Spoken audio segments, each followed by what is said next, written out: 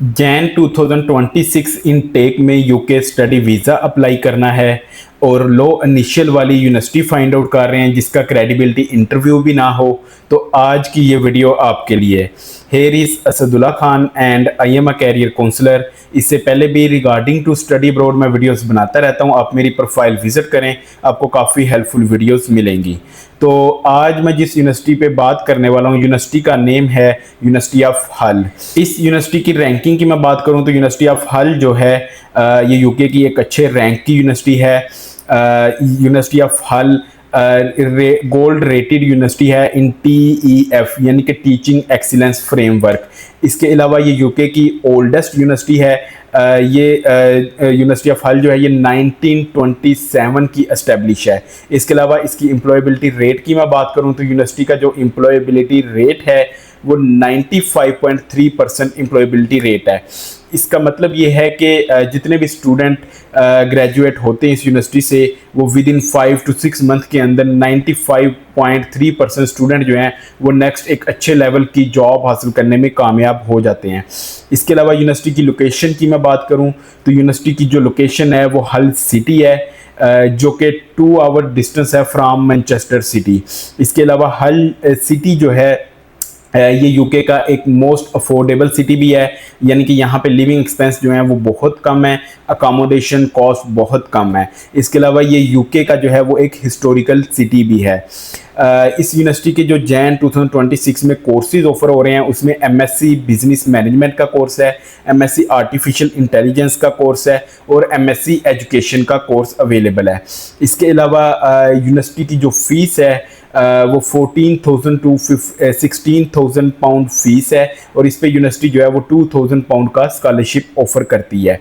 University की जो initial deposit है वो जस्ट 4,000 पाउंड इनिशियल डिपॉजिट है। एक चीज़ या मैं क्लियर कर दूं कि यूनिवर्सिटी जो है वो वहाँ इनरोलमेंट के टाइम पे कुछ ना कुछ इनरोलमेंट लाजमी स्टूडेंट से लेगी, क्योंकि इनिशियल डिपॉजिट वो जस्ट 4,000 पाउंड है। ये आपके कैश के लिए है कि आपने कैश से पहले जस्ट 4,000 पाउंड इनिशियल डिपॉजिट पे करना है और अपना कैश इशू करवा के आप वीज़ा अप्लाई करें। जब आप वीज़ा लगने के बाद यूनिवर्सिटी पहुंच जाएंगे तो इनरोलमेंट के टाइम पे आपको कुछ ना कुछ इनरोलमेंट पे करनी होगी, रिमेनिंग जो फीस होगी वो आपकी इंस्टॉलमेंट बन जाएंगी।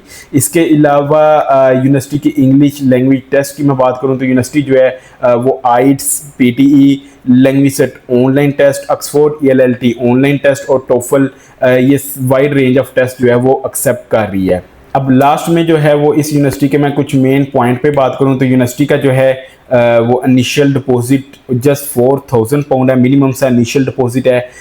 इसके अलावा जो है यूनिवर्सिटी का सेकंड मेन पॉइंट इसका सिटी है।